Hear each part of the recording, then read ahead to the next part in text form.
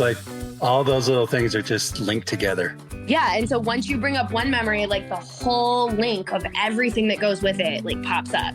And that's part of having webbed thinking, is that you're able to recall, because it's linked to bigger memories, you're able to just pull up these string of facts that were never really important, I guess.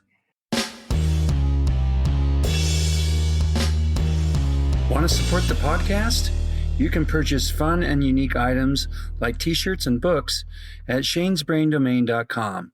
Pop on over and take a look. Thank you for supporting the Discovering Your Mind podcast. Aphantasia is a condition characterized by an inability to visualize mental images in one's mind.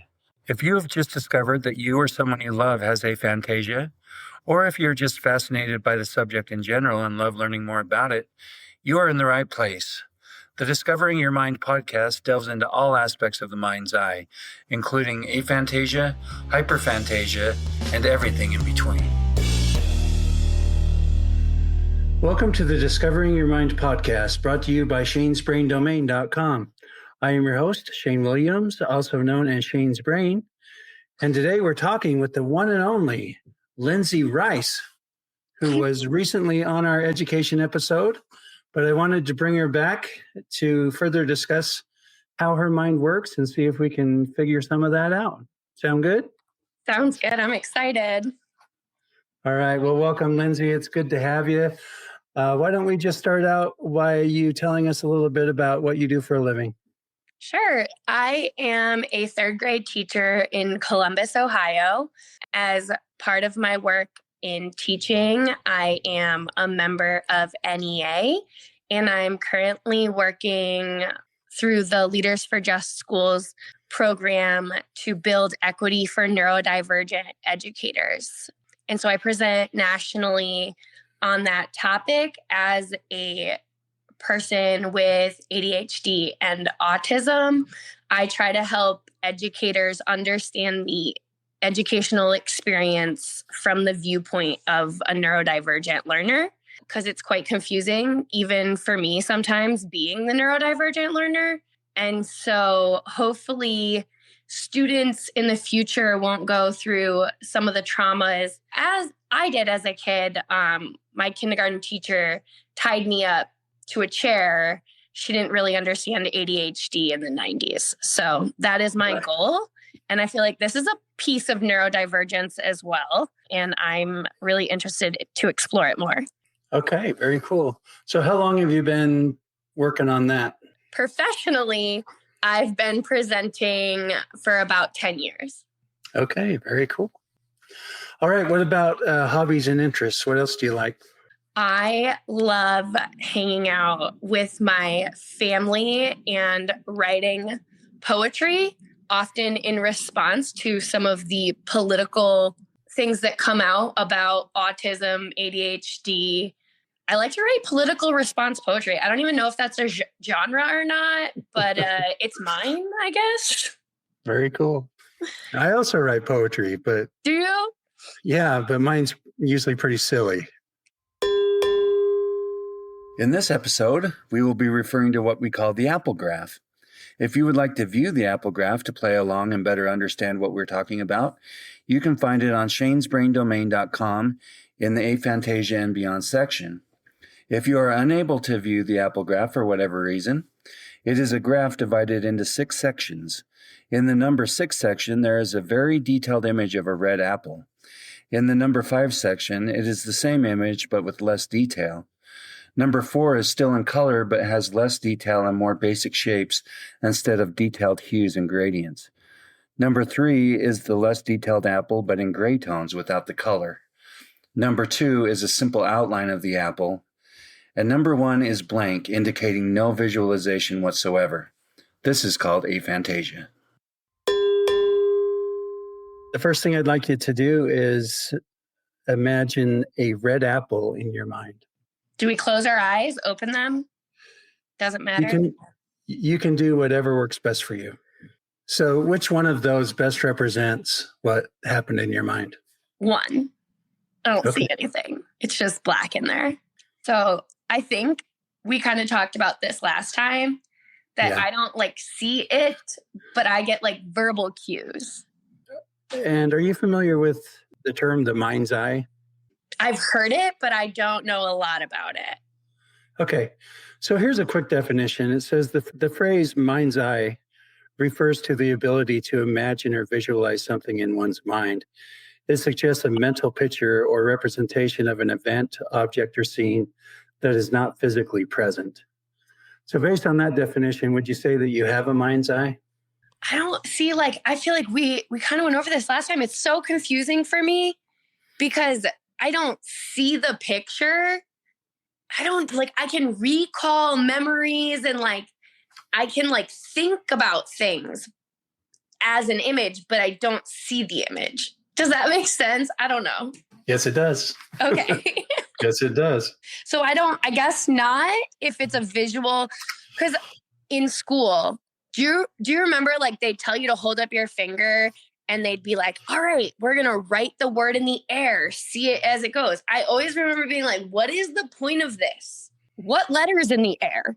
One of the struggles that we have with this whole topic is language and words. All the words mean something different to everybody, and it's hard to describe what's happening in our minds. But one of the other explanations or terms for aphantasia is a blind mind's eye. Okay. And I resonate with that. Not all people with aphantasia do, but I like to kind of start there with some of the words and some of the language so we can try to understand what aphantasia is, even though it can be hard to nail down. And the more people I talk to, the more convinced I am that even among those of us with aphantasia, we are having vast different experiences. Right. But we're stuck with the inadequate words and the lack of actually being able to compare. I wonder, like, I'm just like picturing the hardest part of this is like, I only know what's in my mind. So like, if there was some way that people could make like virtual reality of like what they see when they close their eyes so that people can experience the different pieces, I feel like that would give more verbiage towards it. Because honestly, like before I talked to you, I guess I didn't really realize that other people saw images because I can picture it, but like I said, it's all verbal. Like it's very weird. Okay. Can you tell us just real quick about how you discovered about aphantasia? And I found your podcast. That was the first time I had ever heard of it. Okay. And that was fairly recently, right? Oh, yeah. Maybe 2 or 3 months ago. Okay. Have you been discussing this with other people since you found out? Yes. And it's a really weird conversation to have, I feel like, because it's like, well, what do you see when you close your eyes? And like you said, the language isn't there. So sometimes I don't even know if we come to an understanding of what the other person sees or not. Yeah, I agree. It's a challenge. One of the things I've done is I've kind of just developed some questions to try and help us pin it down since it is so hard to pin down. So let's just run through those and see if we can help you figure yours out a little bit better. So the first one is, can you picture a chicken in your mind? No, I don't see a chicken. Okay. Can you visualize a chicken in your mind? Yeah. I'm thinking words though, like colors, white, red, 2 feet. What about, can you imagine a chicken in your mind? No, I mean like so I guess like see versus visualize. So are we trying to decide the difference between this verbiage? I would say no. Yeah, I'm trying to see if anything different is happening in your mind based on the words I use. Got it. Or if they all mean the same thing. I'd say no for imagine. Okay. What about this one? Can you think about a chicken in your mind? Yes. So I believe you said no, yes, no, yes. That would be correct. On those different words. Okay. So let's talk about it. What was different happening in your mind depending on the words I used? I guess like with visualize, I was like thinking about shape, the different shapes of the chicken. Like I didn't see it, but I can conceptualize it. And I guess for think about, I'm just like, yeah, like I can think about some facts about chickens. Okay. So visualize gave you some more like specifics about what the chicken might look like, and think about just gave you a list of facts. Yes. Okay, very cool. In this thought about a chicken, when you visualized it, was it moving or was it still, or could you tell? It was still, I guess, because I was just thinking like, okay, it has a beak. It's usually like white-ish. It has feathers. Okay.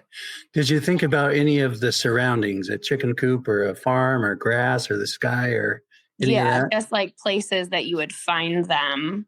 Just like thinking about farms and chickens and all the words that are interconnected with chickens. Is there any difference in the thought depending on whether your eyes are closed or your eyes are open? Mm-mm. Was there any dimension associated with the thought, like 2D or 3D? I just see darkness when I close my eyes. Okay. If the chicken made a sound, could you hear that in your mind? Yes. What about smell? Could you smell the chicken in your mind if you tried? Mm-mm. Okay. What about touch? Could you imagine what it's like to touch the feathers or anything like that? I mean, I just hear words, soft, gross. Okay. And now if the chicken got the KFC treatment, could you taste it in your mind? No, but part of that is that I don't eat fried chicken. Okay. No, I can't taste anything. All right. When we talk about those five senses, it sounds like the auditory is the only one you're really experiencing. Yeah, and that also might have a lot to do with a lot of people with ADHD are auditory processors. Like I often have to tell people like disclaimers in email is that I'm an auditory processor. Not that I can't write, not that I can't respond to an email, but if you want to get the most out of a conversation with me, it needs to be an actual conversation because my brain works with question and response. And, you know, the big thing with ADHD is we don't have a lot of patience. So like that back and forth helps to stimulate ideas. Okay, very cool. We'll talk a little bit more about that later. The next thing I'd like you to do is imagine a cup on a table. And now imagine someone walks up to the table and tips the cup over. Can you tell me what type of cup it was or what color the cup was?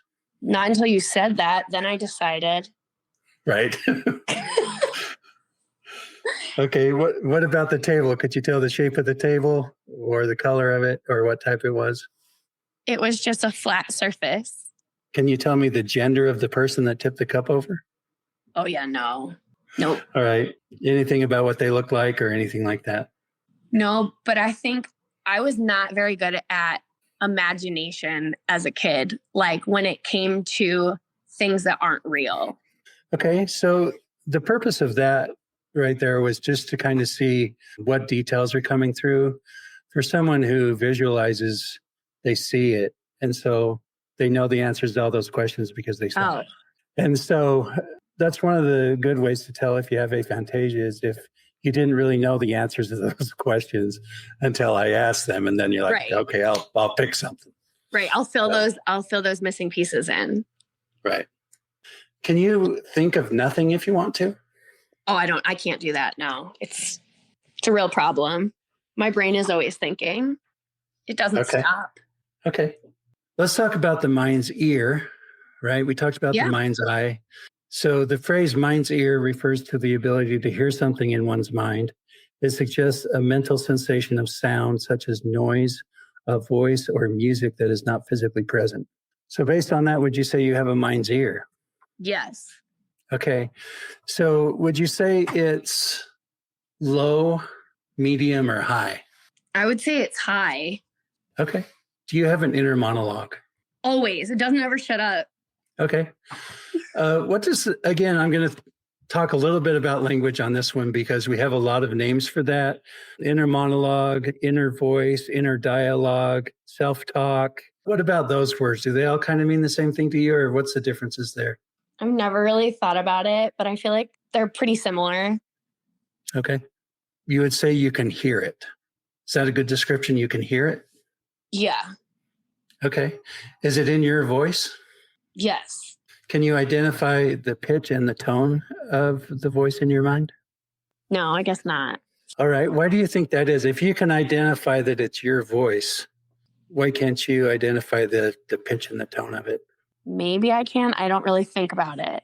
These are all things I've never actually thought about. That's normal. That's why we're doing it. Yeah. Trying to get you thinking about it. Say you're frustrated or you're mad or you're calm or whatever. Does the voice change in those manners? Or is it always just kind of straightforward? It's just kind of straightforward. And it was like crazy to me to find out that other people have like silence in their head. Yeah, we always just assume everybody's having the same internal experience. Right. But yeah, that was when I heard that for the first time, I was like, oh my God, I don't even know what that would be like. Well, that's what it's like for me.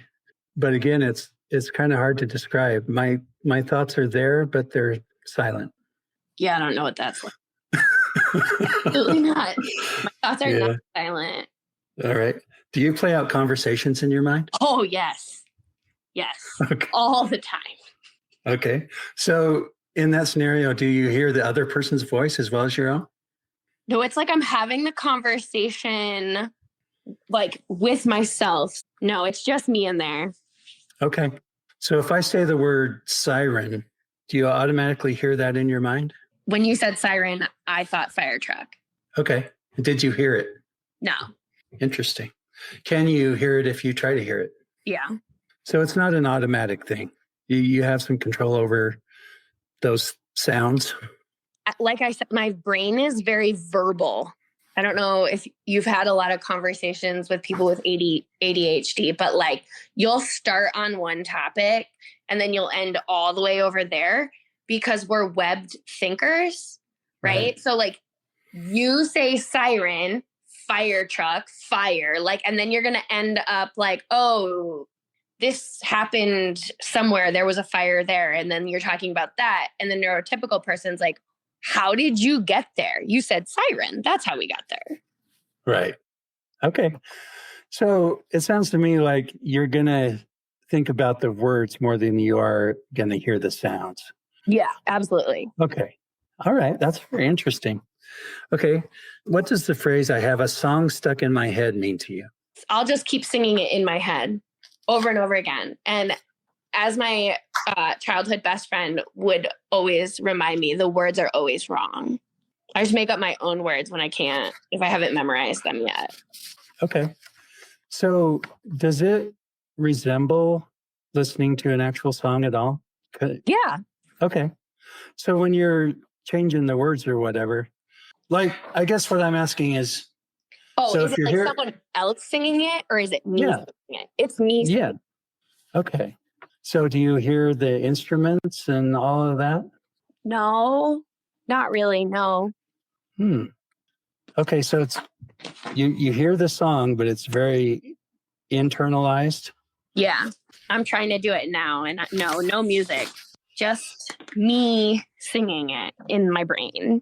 So someone that was close to you that has passed away, can you hear their voice in your mind?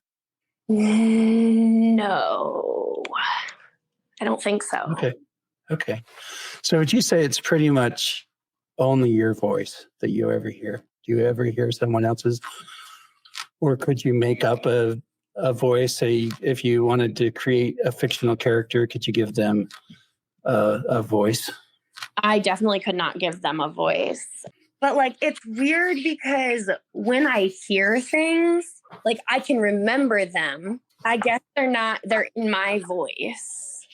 Okay, so let's just talk about it a little bit more. It sounds to me like your auditory is very strong. You said it was high. It's always there.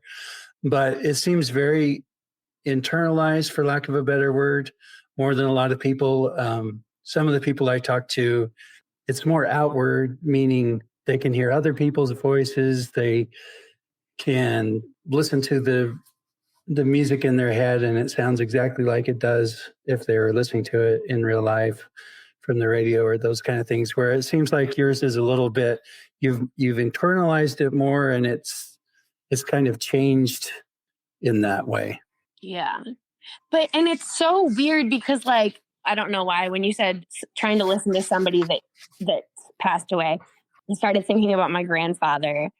I can't necessarily see it, but like just memories of like things that we did together come up, and it's like the video plays in my head, but like I don't actually see it. I just like, it's like experiencing it. I don't know how to verbalize that. It sounds crazy. No, it doesn't sound crazy, but let's talk about memory.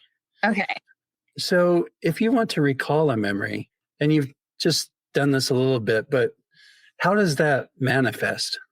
A lot of connections, right? So if I'm able to access the right button, I can go down a rabbit hole of like, for example, I went to a wedding this past weekend. It's my best friend from childhood, but I moved when I was in 8th grade. So it was like stepping back into my 13, 14-year-old self, because I knew all these people, but I knew them as 14-year-olds. And so I ran into one of my friends, and he had a boyfriend who I didn't grow up with him, like, but I would hear things, right? And I was like, oh, you worked at the movie theater in high school, right? And he's like, how do you know that? When I think of my friend, Jessica's boyfriend, her boyfriend works at the movie theater. Like, he worked there like, 20 years ago? But for some reason, like, that is the connection. And I can just remember these small, minor details that like no one else even thinks about. And it freaks people out sometimes. Like, how do you remember that? Especially because like people like, I didn't even know him. I don't know why I remember he Right. was there. It's like all those little things are just linked together. Yeah. And so once you bring up one memory, like the whole link of everything that goes with it, like pops up. And that's part of having web thinking, is that you're able to recall, because it's linked to bigger memories. You're able to just pull up these string of facts that were never really important, I guess. So does it feel like you're reliving the experience? A little bit. It's like a movie, but I don't necessarily like clearly see it, but I know what's happening. I don't know. Okay. Again, it's very interesting we use those words, right? It's like a movie that we can't see. Right? Yeah. And that makes sense to me. Right. But I don't know if it would make sense to someone who's visual, because if they think of a movie, they're seeing a movie. It'd be like the same way that in the past, people like passed down stories with imagery, right? Like imagery language. Do you feel like your memories are accurate? Yeah, it's kind of scary how accurate. Once I like experience something, I can remember the experience. So like my uncle has a photographic memory. Like, it's insane. But like I have an eidetic memory, but according to Google, I'm not supposed to be able to have an eidetic memory and aphantasia. It's not a photograph. It's like a play-by-play. So I guess I used to refer to it as I see it before I realized that people actually saw Right. it. But right. It's like, I can tell you every single little detail that has happened, but I'm not seeing it. It's that storytelling that's happening. Okay. Yeah, this is super interesting because, like you said, the internet will say, this is impossible, right? But I come at this subject with anything's possible. It just depends on the next person I talk to. It's not always like, oh, I want to remember this, right? It's set off by different things. And that ability to kind of create that webbed thinking is actually a strategy that I use in the classroom that can help kids learn new topics using neural networks they already have. So like my favorite story when I present is to talk about when I taught in Charlotte, most of my students were from Honduras and I was teaching photosynthesis and they were not getting it at all. And finally I was like, okay, stop. You know how when you come here from Honduras, you can't use your money? Like you can't go to Walmart and use your money from Honduras. They're like, yeah. I was like, okay, the sun's energy is your money from Honduras. I was like, okay, where do you go next? With your money from Honduras, what do? You go to the bank. They're like, yeah. I said, that's the plant. The plant is the bank. The sun is the money from Honduras. It's giving Honduran money. The bank is the plant. It's taking the money from the sun and turning it into US dollars so that you can use it.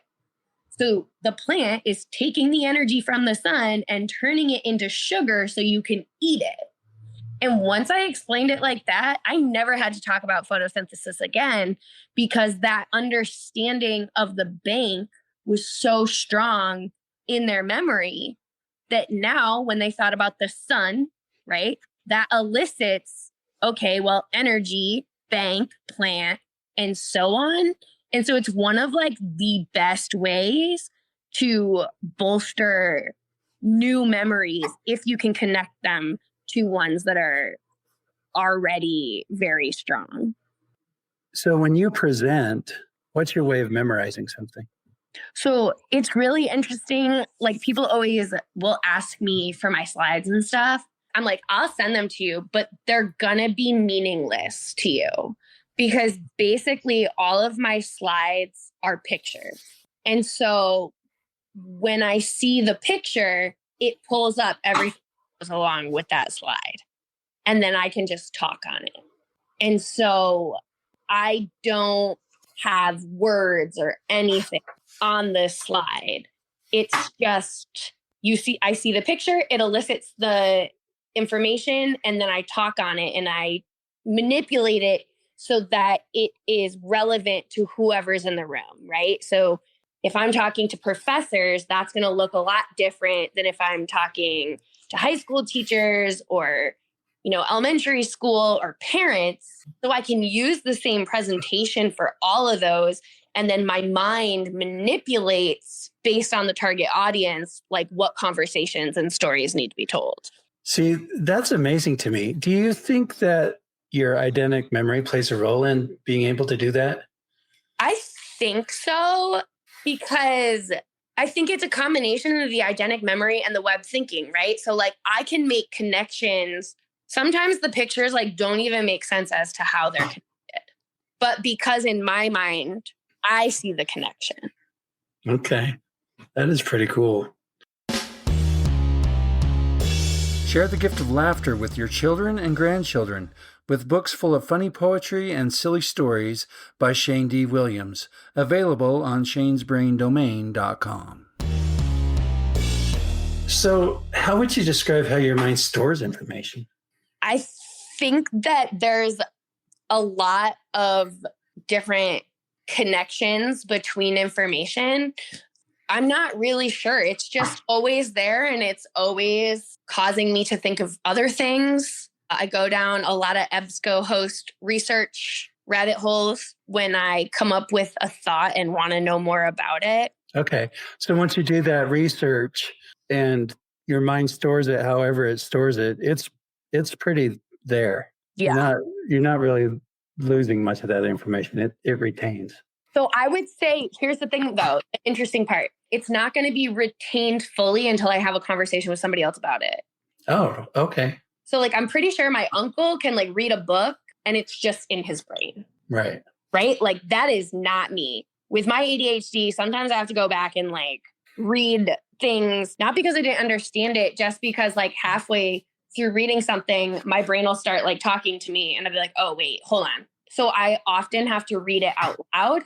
And then if I have a conversation with someone about it, that's kind of when it's bolstered into my mind.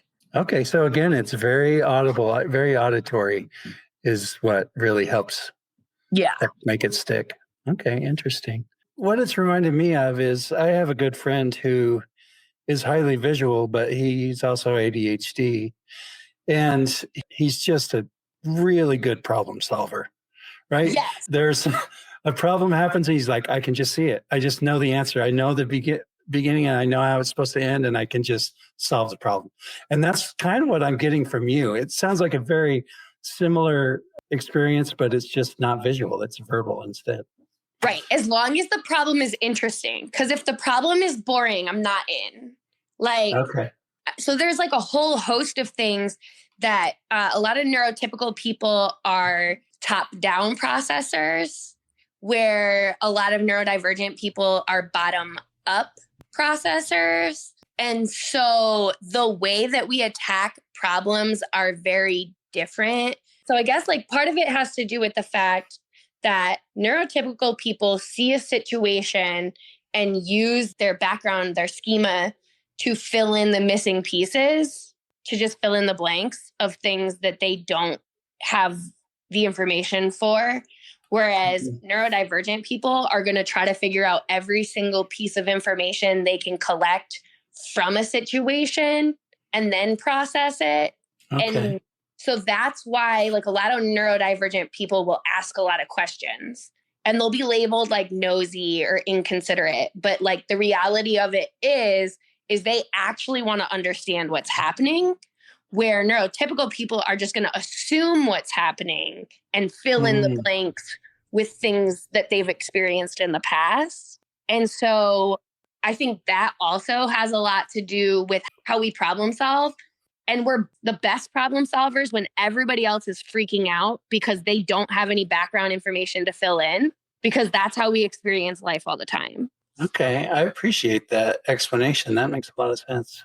All right. I like to explore some of the phrases that we have in our society, things people say and what they mean to different people. So in the realm of memory and those things, what does the phrase search your mind mean to you? Kind of makes me think of like opening up file cabinets in your brain. Like, where have you stored that? Okay. Can you do that? Do you have any filing cabinet sort of experience in your mind?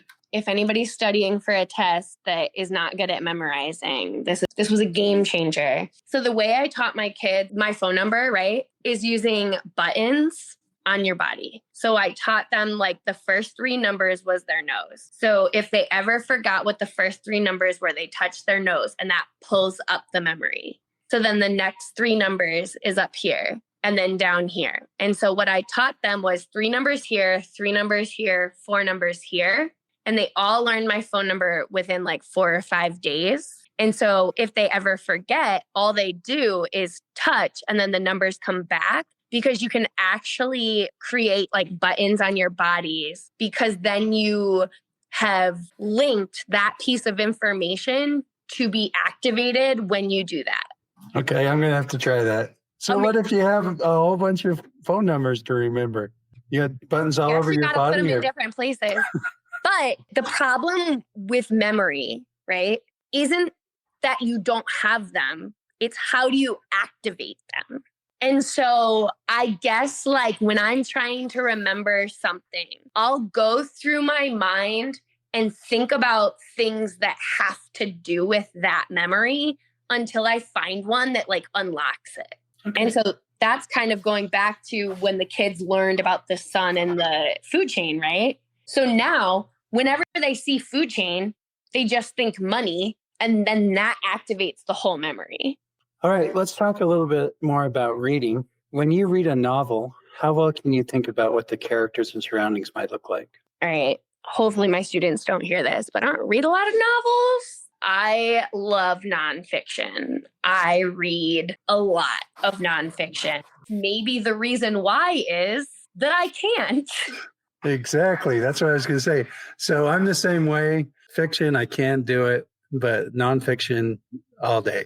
And I tie that directly to my aphantasia. Yeah. I mean, When I was in 4th grade, I read Geraldine Ferraro's autobiography. After I wrote my book report on it, my uncle sent it to her because he was friends with her. And she said I was the first person to compare her to the Spice Girls. But yeah, no, I've been like that my whole life.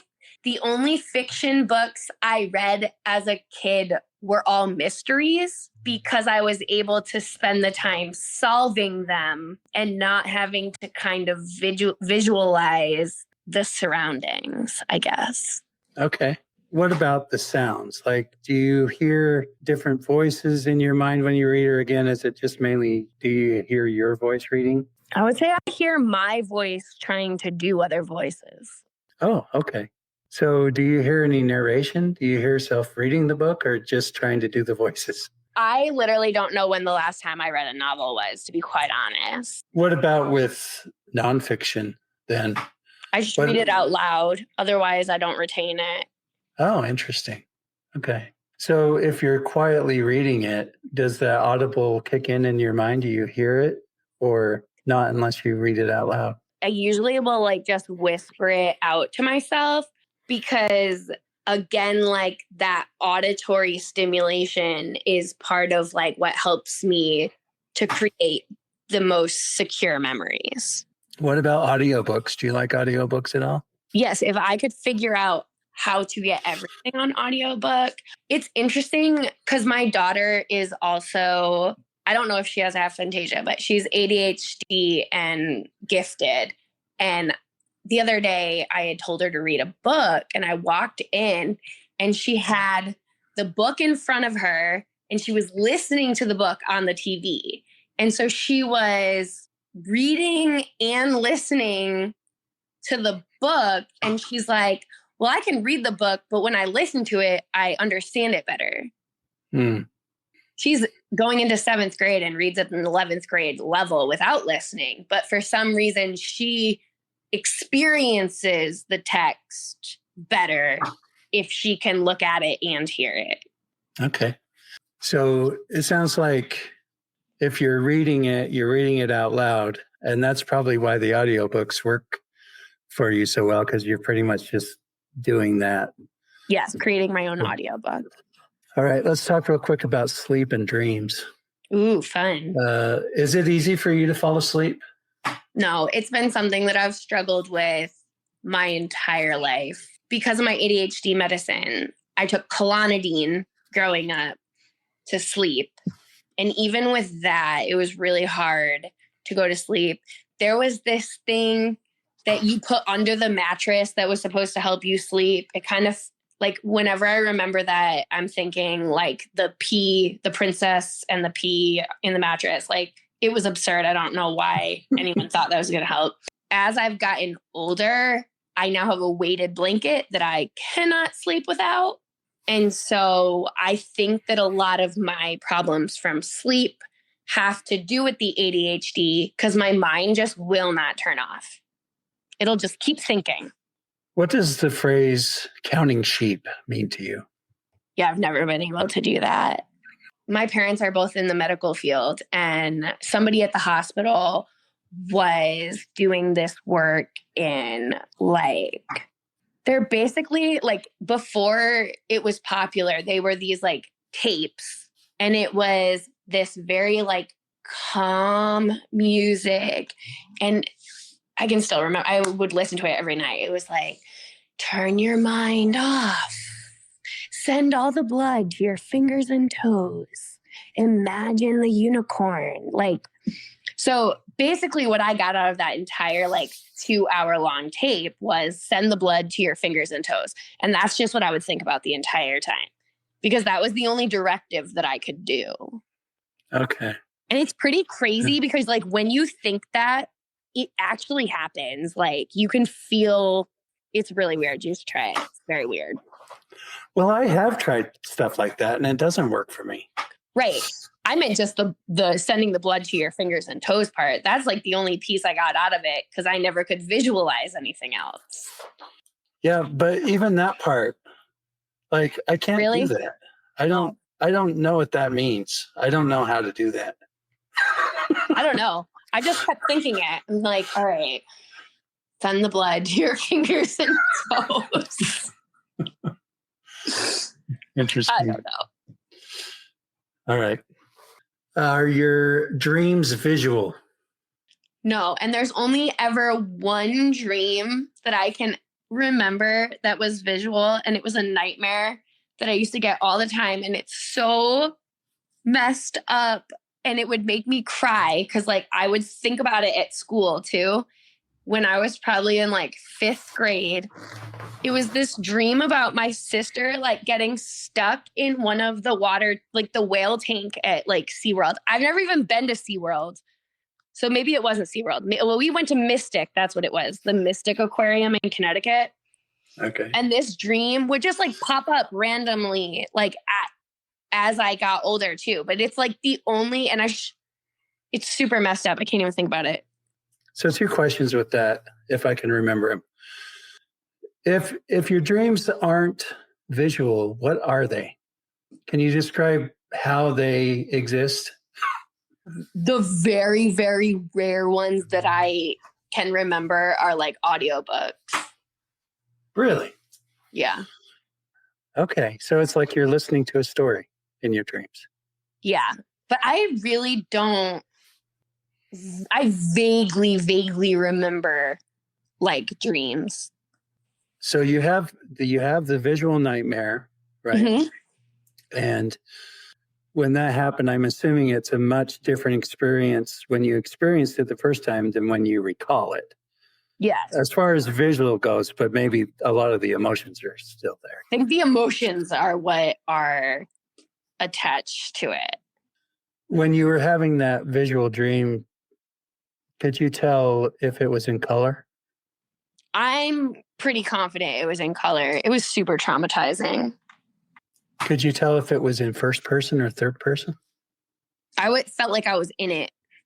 Can you recite the alphabet backwards? I'm going to go with no. Nope. I would fail that test. Okay. If you try, is there anything happening in your mind, or like when my brain comes up against these kind of things, Mm-hmm. it just almost automatically gives up. It's like, nope. Yeah. I mean, like if I really thought about it, okay, hold on. I'm just curious with your verbal abilities, how that would work. I guess like I could do it. It's going to take a lot of brain power. So Z, Y, W. See, it'd be a lot easier if I could see it forward, right?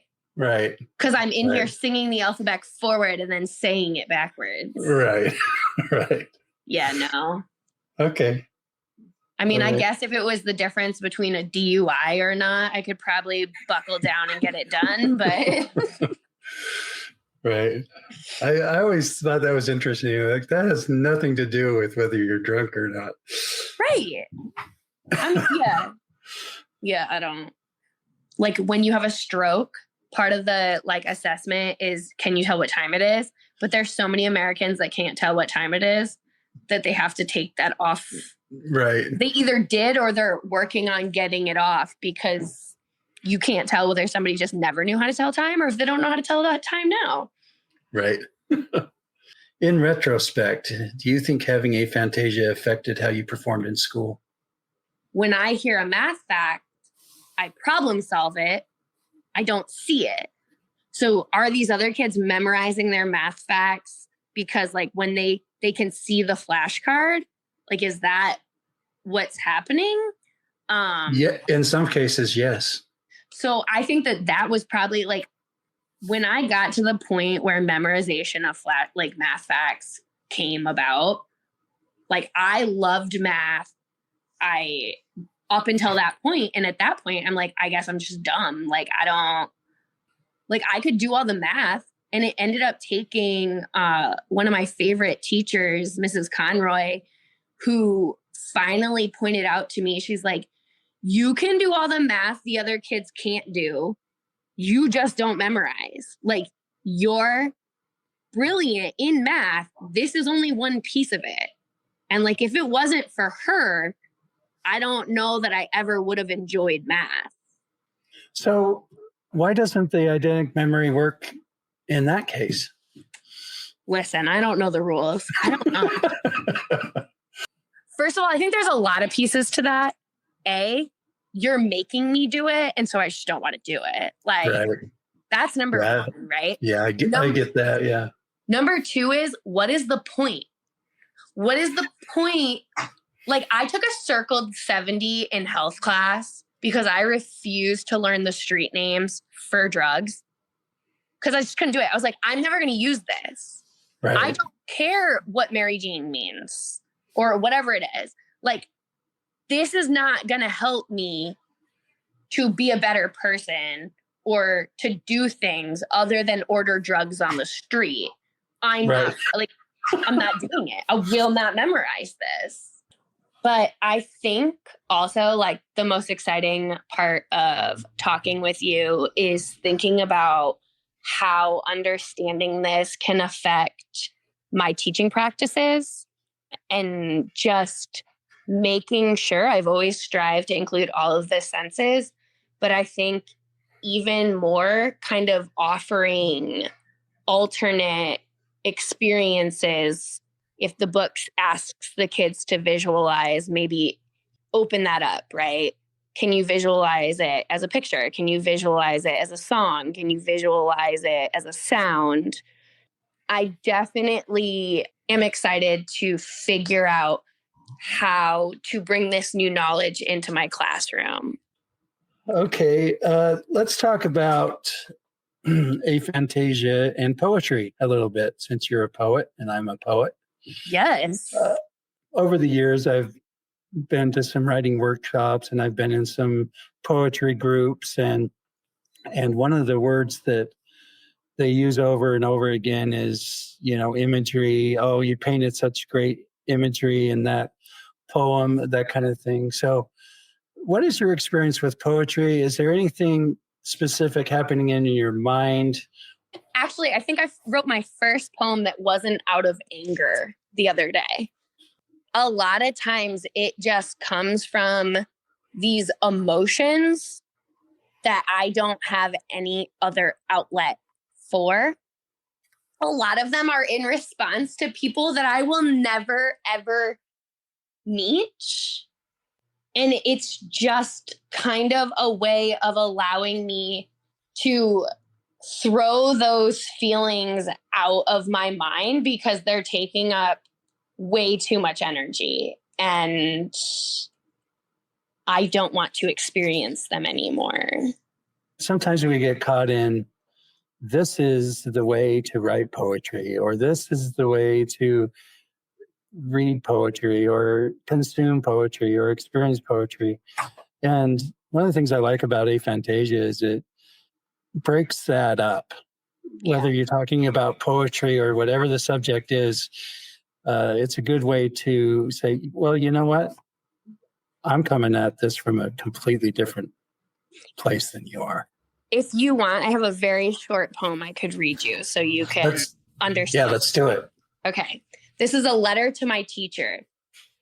I was watching you as you sighed in despair. I was embarrassed when you tied me to the chair. I was listening when you complained that I wouldn't sit still. I was learning when your demeanor changed when they put me on that pill. My anxiety was growing when my presence made you mad. You never really realized that I was also sad. I wanted to please you, but I wasn't in control. Your disappointment and anger really took a toll. If you had stopped and not taken it to heart, you would have seen a little girl that had been so excited to start. A brilliant little girl that really loved to learn, but instead of academics, she had to focus, not to steal someone else's turn. I wasn't good at masking. I was only 4, but the things you did that year burned my heart forevermore. Now I embrace smiles no matter the storm, teaching with love, a chance to transform. For the teacher I needed, I've now become, nurturing my students and guiding each one. There you go. See, that is powerful. So that's what my poetry is usually like. It's rhythmic and rhyming and like cutthroat sometimes. All right. Very cool. Thank you for sharing that. I'm glad we went into that. Yeah. So being relatively new to this subject matter. What do you think are some of the upsides and or downsides to having aphantasia? I think it allows my brain to kind of analyze things in a deeper way than just seeing them, creating more connections to a memory than what's just on the surface, which is the visual aspect. I think that things like memorizing math facts or being able to just like see something is the downfall. But I think there's so many ways to work around it, right? Like I took a honors college art class. And again, like I can't see the picture, right? So the way that I passed that class is I would find things within the picture that I put meaning to, right? So if there were like, say the painting was from like 1798, right? I would find like, oh, there's 7 stars in this. And then link those 7 stars to 9-8. So I couldn't memorize the picture in my brain to see, but I could be, all right, this one has 7 stars. This is all the information about this. And this is how I'm going to remember it. And you just find ways around it. You become a better problem solver, I guess. All right, last question. Okay. If you could wave a magic wand and get rid of your aphantasia, would you do it? No, because I think that my brain allows me to do things for a lot of people. It allows me to teach in a way that others can't. And I don't know if that's because of aphantasia or not, but I certainly don't want to find out. Right. I'm the same way. Like, I wonder, would I be me? Right. Yeah.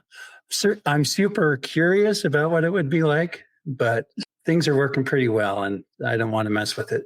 I lived this many years without even knowing it was a thing. So I feel like I'm solid. Right. I really appreciate your answers. There's a lot of great insight there and I really appreciate it. Thank you. Yeah, thank you so much. I'm going to keep learning. And if I figure anything else out, I'll send you an email. Perfect. Sounds great. Awesome. If you like what you hear, please subscribe, follow, and engage with us, and share it with your friends and family as we continue to explore this fascinating subject. For additional information about this episode or Shane's Brain, check out the show notes. Thanks for listening to the Discovering Your Mind podcast. You are beautifully unique.